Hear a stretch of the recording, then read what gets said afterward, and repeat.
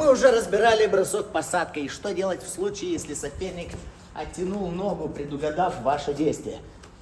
Учитывая то, что соперник оттянул ногу, он сейчас загружается сильнее на переднюю. Мы этим пользуемся, соединяем руки и вот таким подхватом, подворотом стягиваем соперника на ту ногу, на которую он и так упирается.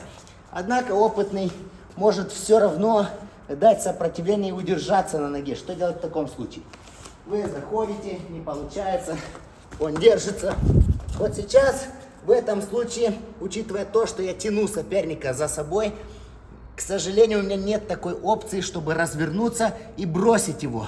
Единственный вариант — это сделать зацеп, сделать так, чтобы соперник споткнулся о мою ногу. Что я успешно делаю в случае, если я провожу зацеп. Раз.